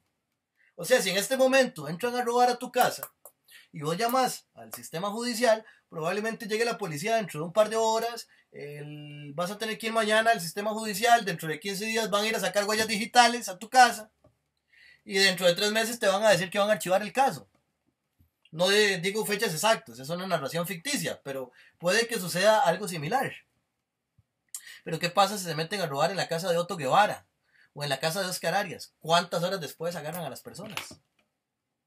Entonces vemos que aquí hay una noción en la segunda mitad del siglo XX que mezcla conservadurismo con liberalismo para decir que hay gente que realmente importa y que sus derechos de la propiedad privada, sus derechos de propiedad como individuos, son los que deben ser defendidos por el Estado. Y aquí es donde se habla de que Jean-Jacques Rousseau también justifica un Estado totalitario. Un Estado que vela por la cohesión de la fuerza común que fue establecida para salvaguardarnos de morir. Entonces el Estado debe velar por el Estado. Vea qué principio más fascista. O sea que puede ser leído desde el fascismo. Por otra parte, cuando vos hablas muy bien de los intereses comunes o los intereses de todos, aquí es donde podemos ver una figura que hemos venido exaltando, que es la figura de la tiranía moderna. La figura de la tiranía moderna que hemos venido planteando a lo largo de este curso y en otros procesos de la cátedra, se caracteriza porque la figura de oligarquía ya no encierra los procesos que estamos viviendo. O sea, las medidas tiránicas que están asumiendo los gobiernos trascienden incluso la noción de oligarquía. La única diferencia es que la noción clásica de tiranía era que había un tirano, que era la figura que realmente concentraba el poder. Y ahora el tirano simplemente es una figura. O sea, tenemos a Bukele, tenemos a Trump, tenemos a Bolsonaro, que son figuras que representan un tirano corporativo, pero no es un corporativo empresarial, es una corporación que trasciende es una corporación elitesca, que encierra principios éticos, principios políticos, principios económicos, principios culturales, a partir de los cuales sustenta su ideología, y es una ideología de un tirano. Un tirano que vela por sus propios intereses y que impone sus propios intereses valiéndose de los mecanismos que sean necesarios para imponerlos. Quebrando la educación, haciendo la educación más acrítica, quebrando el seguro social, quebrando el ICE. No le importa que no haya comida. Lo que le importa es que se siga vendiendo. Y no que cualquiera siga vendiendo. O sea, no le importa que Esteban venda germinados, por ejemplo. Le importa que la azucarera siga vendiendo porque representa los intereses de los Arias. Le importa que Fertica siga vendiendo. Le importa que Abonos Agro siga vendiendo. Le importa que Meco siga vendiendo. O sea, vea usted qué interesante. Hay un tirano en la figura de la política que trata de legitimar una noción de que gobierna legítimamente porque ha sido elegido por la mayoría. Y la mayoría lo ha elegido porque ha participado en un sistema de votación. Hemos caído en este tipo de absurdos. Y esto, como lo decíamos ahora con Gabriela, podía haber sido visto incluso como radical. Es más, de 2008, 2009 para acá, a personas, a mi persona y a otras personas que somos de esta línea crítica, nos han tachado de radicales, conspiranoicos, etcétera. Con lo que está pasando con el COVID-19, mucha gente nos llama y nos dice, más, tenían razón. Vamos a darle la palabra, no había visto, disculpe, es que me emocioné mucho por acá, a Fellow Gister, a la persona que no tiene nombre acá, que tiene la manita levantada. Adelante. Hola. Hola, buenas. Yo quería hacer mención sobre la parte de Rousseau cuando habla de que nacemos libres, pero al final vivimos condenados o esclavizados. Me parece que esa idea sigue vigente a pesar del tiempo, ¿verdad? Contexto en el que todavía nos encontramos, ¿verdad? Donde la economía juega un papel indispensable. Y sumado, digamos, también a la idea de enajenar mi libertad para adquirir la libertad civil, ¿verdad? O sea, esa libertad civil que también está sujeta a un contexto económico que perpetúa la desigualdad donde está marcado, entonces, y que no fomenta en realidad ese trabajo colectivo para la supervivencia, todo lo contrario. Y me llama la atención porque por lo general, ¿verdad? El Estado, su papel en realidad está muy desapoya, entre comillas, digamos, es el sector más vulnerable, por decirlo así, ¿verdad? Siempre y cuando esté dentro de esa palabra de ciudadanía, gente migrante, por ejemplo, pero hay un sector de la sociedad que es altamente castigado y es el que se considera como esa clase media, ¿verdad? Que no calza para... no aplica, digamos, para ese apoyo del Estado que está sumamente focalizado y que es como ese sector que como ya muy crudamente juéguesela como pueda, ¿verdad? Un principio muy individualista y de competencia, ¿verdad? Entonces ahí se rompe o no puede surgir o es un reto que se tiene que enfrentar, digamos, esa idea de Rousseau de... agruparnos para sobrevivir, ¿verdad? Somos seres sociales y por ende nos agrupamos para buscar esa supervivencia. Más bien, y es muy, ¿verdad? Es muy irónico esa supervivencia sobre nosotros mismos, ¿verdad? Porque es un sector contra otro, ¿verdad? Un sector dominante que le sirve la pobreza, que le sirve la ignorancia, que le sirve las limitaciones de los demás para poder conservar su poder, su supremacía, ¿verdad? Eso sería. Excelente, una observación sumamente pertinente, ¿verdad? Esta famosa expresión de Jean-Jacques Rousseau de que nacemos libres, pero en todas partes vivimos como esclavos o vivimos condenados, tiene muchos sentidos importantes de analizar. Por ejemplo, el que decíamos, en la época de Jean-Jacques Rousseau se le hacía ver ideológicamente a partir del aparato religioso y del aparato estatal a las personas que las personas eran como rebaños, eran ovejas. Y que las ovejas deben obedecer fielmente a lo que dice un pastor. Si la oveja se descarrila, vean ustedes todo el lenguaje religioso que yace de fondo y que se traslada a lo político y a lo familiar, ¿verdad? Recordemos que todavía en las familias se habla de quién es la oveja negra, ¿verdad? La oveja descarriada. Esa oveja que se descarría tiene que volver a su camino. Y para eso el pastor se puede valer de cualquier mecanismo. Desde un garrotazo hasta jalarla de los cuernos, lo que sea, pero tienen que hacerla que vaya por el camino correcto. Entonces, esa noción se aplicaba a la política, porque el rey era el pastor. Entonces, si el rey había recibido como encomienda toda Francia, el rey le había encomendado a un archiduque una parte de Francia, y ese archiduque le había encomendado a un duque una parte de su parte, y el duque a un conde, y el conde un señor feudal. Entonces yo tenía que obedecerle al señor feudal, porque al obedecerle al señor feudal le obedecía al rey. La noción, por ejemplo, que impregnaba en muchos lugares, en Inglaterra, por ejemplo, era la de la prima nocte. ¿Qué era la prima nocte? La primera noche, donde el señor feudal pasaba con la mujer del casamiento la noche de bodas. O sea, el señor feudal tenía derecho a la primera noche de bodas. Vean qué cristiano era el acto. Vean ustedes qué increíble. Pero entonces estamos diciendo que la gente no se sentía libre, no se pensaba libre. Éramos la pertenencia de un dios, de un rey, porque Dios se le había encomendado a ese rey. De ahí que si hay una gran beta de pensamiento ilustrado que viene desde Descartes hasta Rousseau y estos autores, donde nos dicen esto. Y es muy fundamental. Somos libres, pero vivimos esclavos. O sea, esta esclavitud a la que estamos sometidos en este contexto no es natural. Es producto de la fuerza. Y si seguimos siendo esclavos y nuestros hijos e hijas siguen siendo esclavos y esclavas, se debe a que somos cobardes y no asumimos un proceso revolucionario. Pero si lo traemos a la actualidad, el proceso es distinto.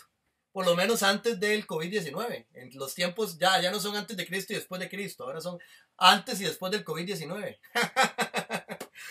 Antes del COVID-19, ¿qué pasaba? Nadie se cuestionaba su libertad. Todo el mundo, a partir de la ideología occidental y capitalista, más bien nos dice que el sistema está hecho para garantizar la libertad. Y por tanto todos y todas somos libres. Contrario a la época de Jean-Jacques Rousseau, donde no se cuestionaba la esclavitud o la dominación, en esta época no se cuestiona la libertad. Yo soy libre. Pero, ¿qué pasa, por ejemplo, si agarramos una camisa y vemos la etiqueta que tiene detrás? Probablemente diga Made in Taiwán, Made in China, Made in Tailandia. Y probablemente ha sido fabricada con personas que viven en condiciones de esclavitud. Y si la camisa no fue fabricada por personas que viven en condición de esclavitud, la tela o el hilo con el que se hizo la camisa, tal vez fue cuando tomé un teléfono celular, que en Occidente, antes del COVID-19, era algo a lo que todo el mundo tenía que tener acceso, no que tenía acceso, pero tenía que tener acceso. Bueno, ahora todavía más, ¿verdad? Pero como va la economía de pique, ahorita no todo el mundo lo va a poder tener y el acceso a las telecomunicaciones se va a cerrar más. Pero veamos este teléfono. Se ha hecho una prótesis, como lo diría McLuhan. Es una extensión de mí mismo. Ya me hace falta el teléfono. Pero si vamos hacia adentro, vamos a encontrar una serie de microchips y de partes que no sabemos en qué parte del mundo se hicieron. Y no sabemos las condiciones de esclavitud de las personas que fabricaron ese teléfono. Si vamos al Amazonas y nos metemos al interior de la selva, no sabremos cuántos pueblos indígenas están siendo obligados a trabajar en la industria minera en condiciones de esclavitud. Entonces, actualmente no nos cuestionamos el hecho de que somos libres, porque pensamos desde las clases medias que tenemos antes del COVID-19, reitero, y antes de la Tercera Guerra Mundial, con más razón, tenemos cierto estilo de vida, por lo menos en Costa Rica. Digamos, vayamos un poco más atrás, a la época de mis papás, qué sé yo nací en 1984. Entonces, yo recuerdo que mis papás tenían un estilo de vida donde la educación tenía una relación directa con el trabajo y con la calidad de vida. Entonces mi papá sacó bachillerato y comenzó a ser profesor. Ya, siendo profesor estudió más. Pero sí, con un bachillerato de colegio comenzó a ser profesor. Fue 18 años profesor en la Reforma. Entonces, al él tener determinado tipo de trabajo, éramos de una clase media porque teníamos acceso a determinadas cosas. Entonces, había una mutual que le permitió sacar un préstamo para hacer una casa. O sea, el trabajo también era acceso a vivienda. Entonces, teniendo una casa, ya la familia vivía mejor. Había acceso a la comida, había acceso al techo, papá salía a trabajar, mamá se quedaba en la casa, aunque mamá también cosía, etcétera, ¿verdad? Etcétera, mamá hacía sus cosas, nada más que cuando mamá trabajaba, papá le daba menos plata, entonces mamá le daba pereza y no trabajaba más. Para entrar en los micromachismos, ahora que estamos hablando de eso también, que también no hay que dejarlos invisibles ahí. Pero entonces, ¿qué me decían a mí mis papás? Que ellos no me podían dejar ninguna herencia, que mi herencia era el estudio. Porque si yo estudiaba, iba a tener un buen trabajo. Y si iba a obtener un buen trabajo, iba a tener una casa, iba a obtener un carro. E iba a poder darles buena educación a mis hijos. Entonces había un sueño, había una esperanza y había una noción de libertad que se nos inculcaba desde el ser costarricense, desde el imaginario costarricense. Entonces no nos cuestionábamos nuestra libertad y como clases medias pensábamos que somos libres e iguales y que todo el mundo en el mundo es libre y que Costa Rica es el país más feliz del mundo. Ya conforme se van avanzando los procesos de privatización y empobrecimiento de las clases medias, las personas que en este momento están en una universidad no saben si van a obtener un buen trabajo. Y aunque obtuvieran un buen trabajo, no saben si les va a ser suficiente de aquí a futuro, como está el mundo de inestable, para pagar un préstamo por una vivienda o para obtener un carro.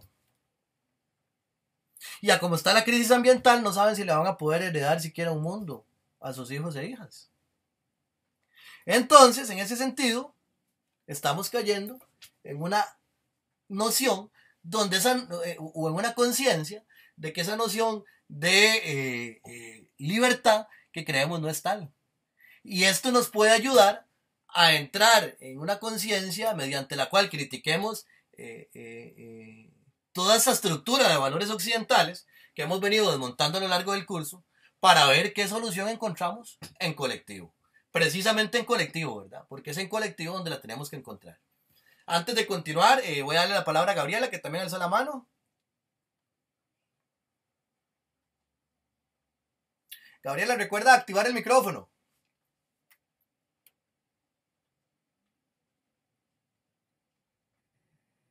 Disculpe, siempre se me habla el micrófono.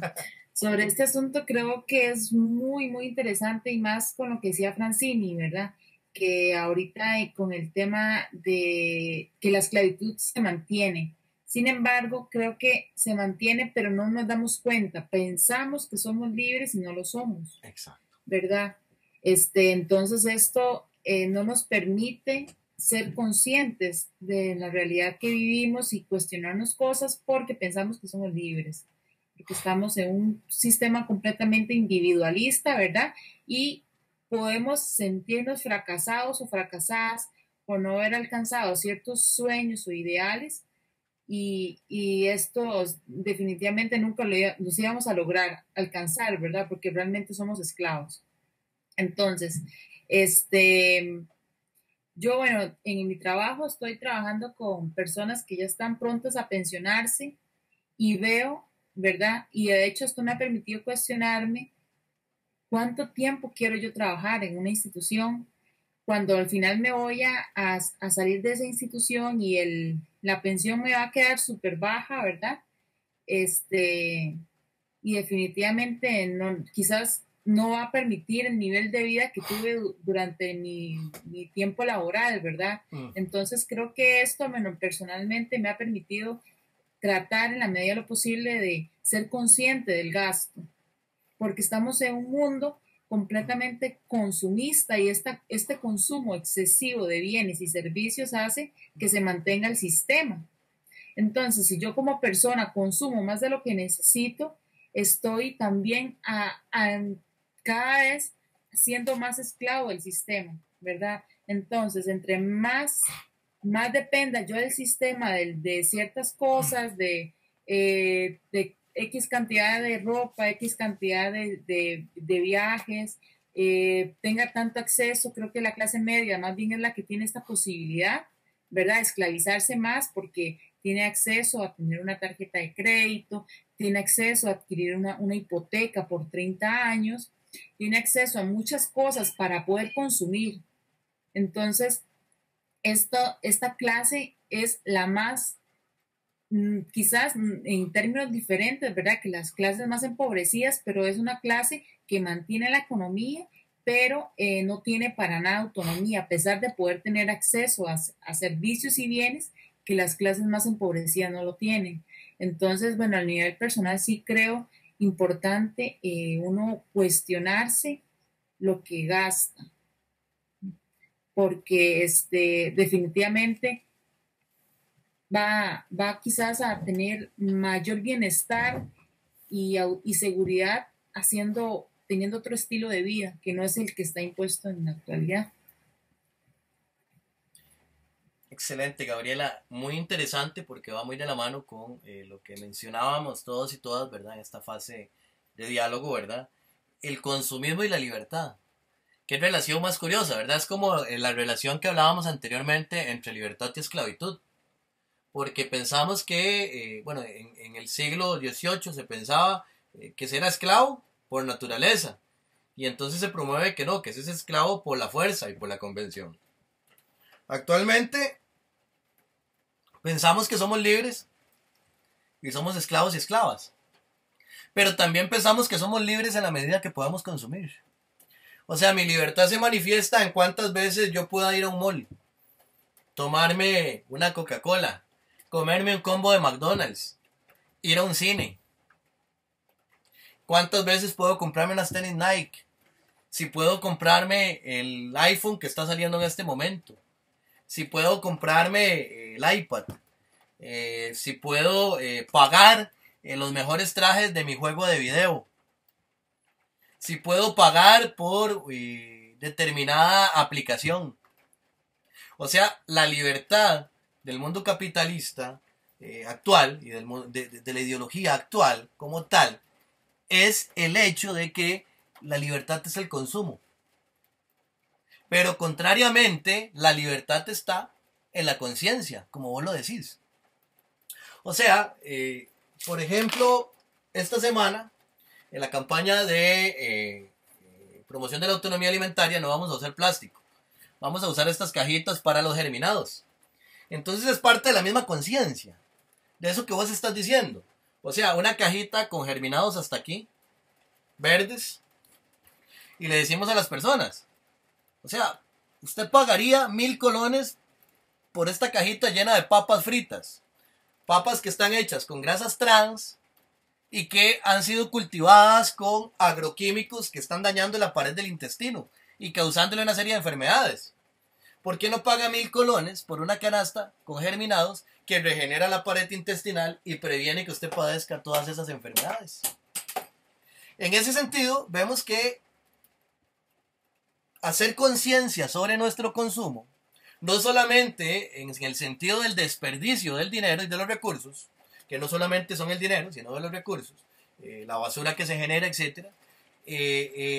La conciencia de nuestro consumo debe trascender, ir más allá de eso y también ver la manera en que recuperamos nuestro propio cuerpo, nuestra propia mente. O sea, si a mí me dicen que yo soy libre porque puedo tomar Coca-Cola y comer una hamburguesa de McDonald's, estoy diciendo que estoy cayendo en una trampa. En la trampa de que estoy pagando por aquello que me va a enfermar. Y quien está produciendo eso que me va a enfermar, muchas veces es el mismo que me va a vender los medicamentos.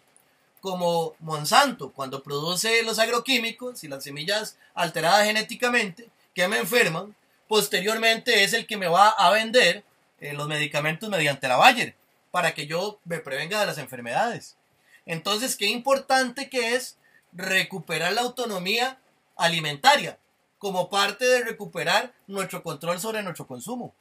¿Qué es lo que consumimos? Y cuando recuperamos ese control, realmente podemos comenzar o empoderar procesos de gestación de la libertad.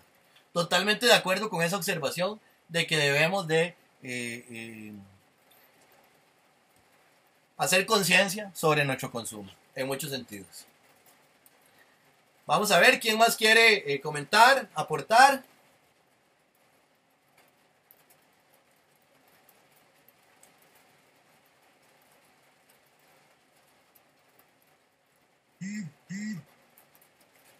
Tal vez con respecto a lo que hablábamos antes, bueno, del COVID, yo estaba recibiendo estos días participando en un curso de masculinidades.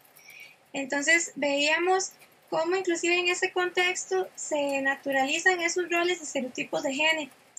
Porque hablábamos y discutíamos, por ejemplo, de cómo los hombres podemos estar todos en cuarentena o todos confinados en la casa. Pero ¿quién debe de ir a asumir el rol de comprar, digamos, los productos de la canasta básica? En la casa las mujeres quienes se encargan de las labores domésticas, del cuidado. Y a mí me llamó la atención antes cuando usted mencionó lo de Rousseau, cuando se refiere, digamos, a la familia y cómo debe estar establecida, por decirlo así. Claro, Génesis, de hecho es una cuestión muy interesante, ¿verdad? Es uno de los principios que más ha enfatizado el pensamiento conservador de la segunda mitad del siglo XX al hacer el canon, la selección del canon de la teoría política occidental. Son autores que tengan un discurso que naturalice un orden familiar patriarcal, ¿verdad? Un orden machista, un orden adultocéntrico, un orden tiránico, ¿verdad? ¿Por qué? Porque esos mismos esquemas son los que quieren que se reproduzcan en el resto de la sociedad como si fueran naturales. Entonces la familia como tal es un modelo que ya lo veníamos viendo que se viene construyendo en el pensamiento occidental de la segunda mitad del siglo XX desde la interpretación que se hace de Aristóteles, desde la interpretación que se hace de Agustín de Hipona, desde la interpretación que se hace de Tomás de Aquino, desde la interpretación que se hace en John Locke, y ahora lo estamos viendo en Jean-Jacques Rousseau. Pero es interesantísimo, porque es una paradoja del sistema patriarcal. Papá manda, el hijo y la hija obedecen, y es un acto de amor. O sea, ¿qué noción de amor nos están enseñando? Que las nociones de amor son verticales. O sea, las nociones de amor no son horizontales. O sea, entonces yo no estoy en condición de igualdad con mi pareja. Porque si mi pareja es mujer, entonces por naturaleza yo soy el macho alfa. Entonces, es mi opinión, es mi voz. Yo estoy con la última palabra. Eso era el modelo ideológico que impregnaba en la segunda mitad del siglo XX y que en muchos contextos sigue predominando. ¿Y qué noción de afectividad se promueve a partir de esto? O sea, ¿qué tipo de relaciones se manifiestan incluso hoy en día? O sea, vayamos solo a la parte afectiva para ver un elemento de este orden familiar. Vayamos y veamos las parejas en la calle. ¿Quién va del lado de la calle y quién va en el rincón de la acera? El hombre va del lado de la calle, la mujer en el rincón de la acera. ¿Quién lleva la mano por delante y quién lleva la mano por detrás? El hombre lleva la mano por delante y la mujer lleva la mano por detrás. Es un juego de poder. Es un juego que va legitimando esas estructuras que ya hemos aprendido en el hogar, porque hemos naturalizado eso. Incluso muchas veces deconstruir los patrones machistas, tanto en hombres como en mujeres, implica procesos de sensibilización porque no estamos conscientes de ellos. Entonces yo me enfermo y estoy fuera de la casa y estoy deseando llegar a la casa para ver a quién. A mamá para que me chinee. ¿Por qué? Porque mamá es la que es encargada del cuidado. Mira qué interesante todo esto, esta relación que se da. Y para cerrar y darle la palabra a Minor, que alzó la mano por acá, también podemos estar hablando de lo que son los micromachismos. O sea, los micromachismos en medio del COVID-19. Usted sabe lo que es tener en este momento un papá machista y una mamá machista y ser un adolescente o una adolescente, pongámoslo todavía más extremo, un adolescente rebelde y todos y todas confinados en la casa. Imagínese el nivel de represión para esa mujer adolescente. Ahora cambiemos los escenarios. Digamos que papá también es un agresor y que es un tirano, que no dialoga, que impone y vaya, tráigame leche de la refri, sírvame la comida, alcánceme el periódico. Imagínense ustedes lo que se puede estar viviendo en muchos hogares a partir de la legitimación de esos roles verticales de mando y obediencia. ¿Por qué no se incentivan relaciones horizontales? Donde nos sentamos a ver cuáles son las necesidades, donde nos sentamos a ver cuáles son las potencialidades, donde nos sentamos a resolver problemas e incluimos la opinión del niño y de la niña, del adolescente y del adolescente, papá y mamá, todos y todas por igual. Qué diferente sería la sociedad si incluso dentro de un orden familiar tradicional, porque ese no es la única orden familiar que podemos concebir, está el poliamor, las relaciones de hombres gays, de mujeres lesbianas, las relaciones de muchos tipos, ¿verdad? Que constituyen familias, madres solteras con sus hijos, abuelos y abuelas, etcétera, pero pongámoslo incluso en esa misma noción de familia tradicional. ¿Qué diferencia habría si hubiera relaciones horizontales? Eso pasaría a las relaciones políticas. y en las relaciones políticas, y a mí en la familia no se me ha enseñado relaciones verticales, en la educación no soportaría la opresión de un profesor o una profesora, y en la política no soportaría la opresión de un gobierno. Minor, adelante. Buenas tardes a todos. Con respecto a lo que estás diciendo y que estás mencionando, lo que es el debate de lo que es el uso de la fuerza. Había una parte del texto que mencionaba eso, que tarde o temprano el Estado, a través de la fuerza, va a imponerse para transformarlo en obediencia, y lo que el Estado le dé la gana en derecho, que nos lo venden así. Entonces hay que recordar que toda relación humana es una relación de poder a todo nivel, desde la madre con un bebé recién nacido y todavía las dos personas que digan que se aman. Todo es una lucha de poder. En este momento estamos viendo la fragilidad de un Estado de derecho y democrático, supuestamente, como es el norteamericano, lo que está pasando con las protestas por el asesinato de la persona negra, que derivó en toda la ola de violencia que está pasando en este momento. Entonces, pensando en los cambios que se tienen que generar, seríamos o muy optimistas o muy ilusos si pensamos que podemos generar un cambio sin tratar de ejercer nuestra fuerza, ya sea política, para no hablar de violencia, porque es una lucha de poder, y en esa lucha de poder, los que tienen el poder en este momento, ellos no dudarían en usar la fuerza. Exacto. Entonces, la fuerza que nosotros podemos utilizar es la de unirnos como el colectivo. Al final, Rousseau mencionaba que los que son más tienen el poder. El asunto está en que se lo crean para poder ejecutar. Ese sería mi aporte. Gracias. Excelente, Minor, sí, ¿verdad? Es increíble. Por eso decíamos que en un inicio que se basen dos lecturas de Rousseau, ¿verdad? De que Rousseau es uno de los principales autores del liberalismo, en esta noción de democracia liberal, y que por otro lado se le ha estudiado como un legitimador de un gobierno totalitario.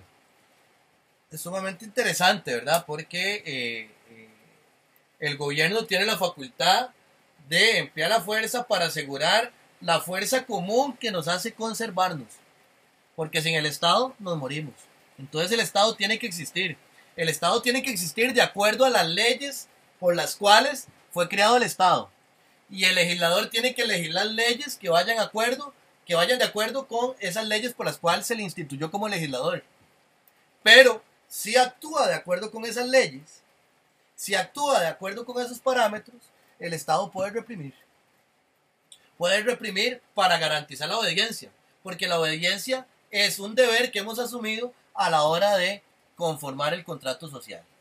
Y efectivamente, o sea, vivimos en un mundo de relaciones de poder. Son relaciones de poder, pero también recordemos que el poder es discursivo. O sea, si nos vamos, por ejemplo, al orden del discurso, que es el texto de Michel Foucault en la Universidad de Francia en 1970, en el orden del discurso, Michel Foucault nos dice que existe una voluntad de verdad, que yace fuera del discurso, pero que impone el orden del discurso, determinando lo que es bueno y lo que es malo, lo que es legítimo y lo que es ilegítimo, lo que es correcto y lo que es incorrecto. O sea, hay una voluntad de verdad, un deseo de verdad que se impone como verdad a través de un orden del discurso. En ese sentido, el poder como tal está mediado. Está mediado en eso que decimos. Digamos, por ejemplo, ¿qué sucede si yo como padre tengo una conciencia y rompo con una serie de esquemas? Y hay que tomar una decisión económica.